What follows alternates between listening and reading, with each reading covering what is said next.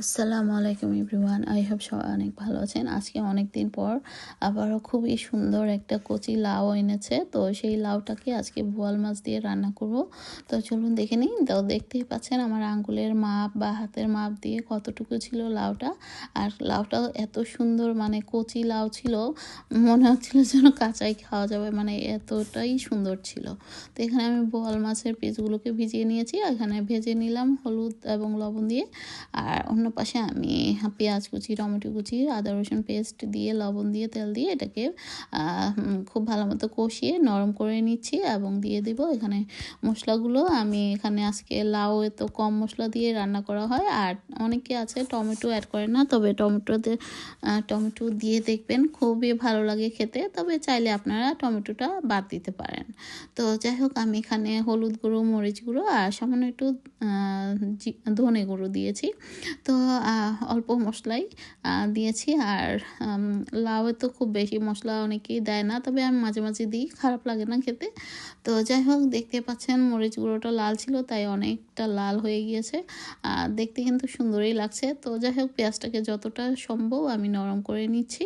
তো এই পর্যায়ে আমি লাউটাকেও অ্যাড করে দেব।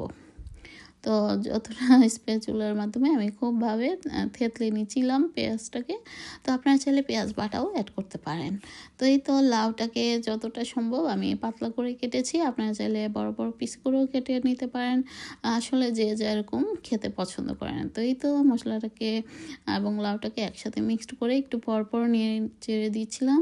ভালো মতো কষিয়ে নেওয়ার পর সামান্য একটু ভাবলাম যে পানি দিয়ে কষাই, তাহলে তাড়াতাড়ি হবে। এই লাউটা থেকে কোনো পানি উঠেনি।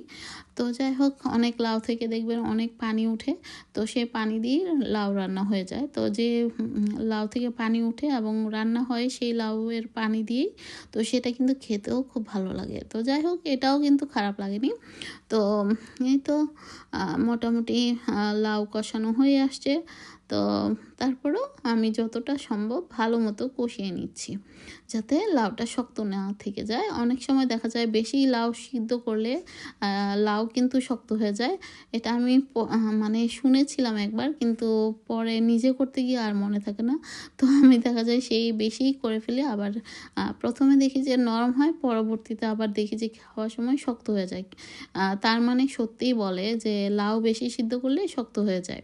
তো আপনারাও এভাবে ফলো করবেন আমার এই টিপসটা। যদি কারো মনে হয় যে হ্যাঁ, সত্যিই বলেছি, তো পরীক্ষা করে দেখতে পারেন। তো সামান্য পরিমাণে লবণ অ্যাড করলাম, আর মাছ, ভেজে রাখা মাছ, ধনেপাতা, কাঁচামরিচ দিয়ে দিলাম, পরিমাণ মতো ঝোল। এই তো একটু পরপর নেড়ে চেড়ে দিচ্ছিলাম। আর এই তো মোটামুটি হয়ে আসছে আমার লাউ রান্নাটা। আর এই লাউ রান্নাটা খুবই মজা হয়েছিল। তো আমার হাজব্যান্ড তো খুব পছন্দ করেছিল এই লাউ রান্নাটা, তার কাছে খুবই ভালো লেগেছে। তো আপনাদের কাছে যদি ভালো লেগে থাকে, আপনারা অবশ্যই বাসায় ট্রাই করবেন। আই হোপ ভালো লাগবে। তো লাউ কিন্তু অনেকভাবেই খাওয়া যায়। তো আজকে আমি বোয়াল মাছ দিয়ে করেছি, অন্য সময় অন্য কিছু দিয়ে করলে অবশ্যই শেয়ার করব। তো আজ এ পর্যন্ত। আল্লাহ হাফেজ। Thank you for watching.